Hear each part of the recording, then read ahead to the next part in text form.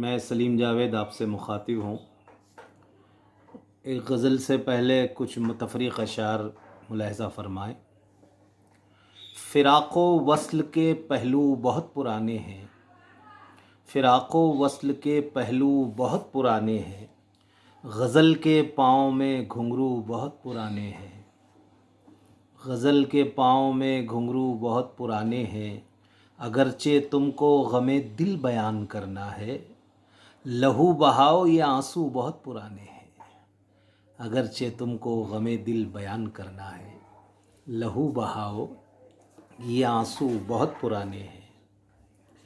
چار مصرے اور ملاحظہ فرمائیں کہ خطوں میں لکھنے کے القاب بھی نہیں آتے،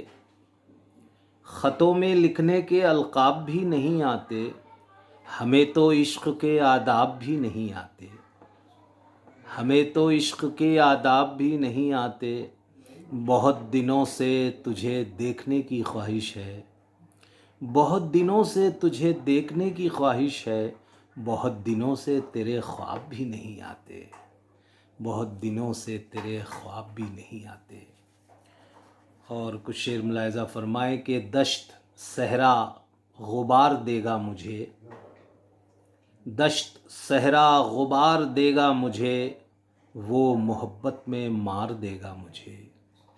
وہ محبت میں مار دے گا مجھے،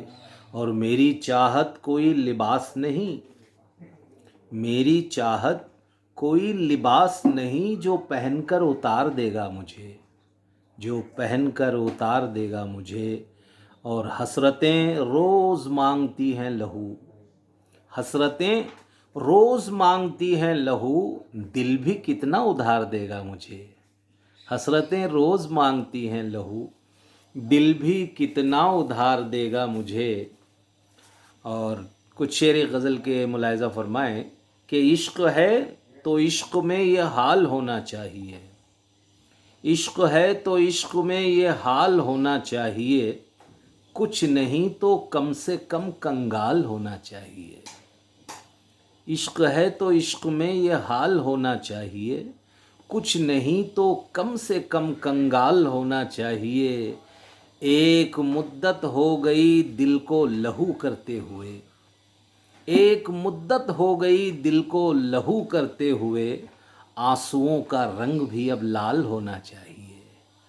آنسوؤں کا رنگ بھی اب لال ہونا چاہیے، اور نوجوانی کو تو اعزازات کافی مل گئے، نوجوانی کو تو اعزازات کافی مل گئے،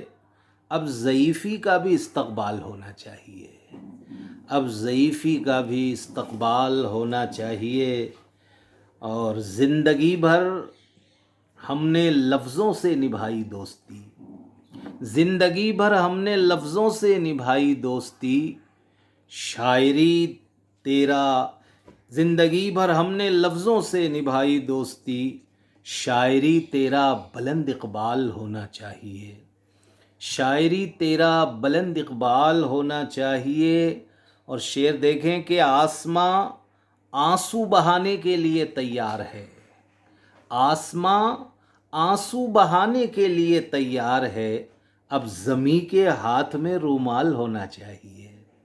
اب زمیں کے ہاتھ میں رومال ہونا چاہیے۔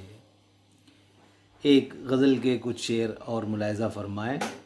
کہ خواب ہوں حلقۂ بے در میں پڑا رہتا ہوں، خواب ہوں حلقۂ بے در میں پڑا رہتا ہوں، اس کی آنکھوں کے سمندر میں پڑا رہتا ہوں، اس کی آنکھوں کے سمندر میں پڑا رہتا ہوں۔ اور شعر دیکھیے کہ یہ تیرا ہجر نکلنے نہیں دیتا باہر،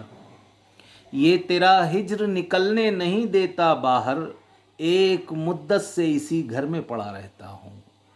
ایک مدت سے اسی گھر میں پڑا رہتا ہوں،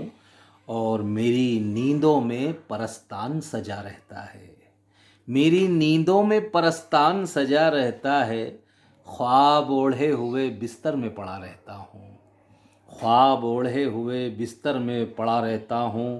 تیری یادیں میری خدمت میں چلی آتی ہیں، تیری یادیں میری خدمت میں چلی آتی ہیں، شام کے سانولے منظر میں پڑا رہتا ہوں، شام کے سانولے منظر میں پڑا رہتا ہوں، اور میں نے خیرات میں دے دی ہے حکومت اپنی، میں نے خیرات میں دے دی ہے حکومت اپنی، اب میں دربار قلندر میں پڑا رہتا ہوں، اب میں دربار قلندر میں پڑا رہتا ہوں، صبح سورج کی کرن آ کے جگاتی ہے مجھے، رات کو ماہ منور میں پڑا رہتا ہوں۔ اور غزل کا مقطع دیکھیں کہ خیریت تک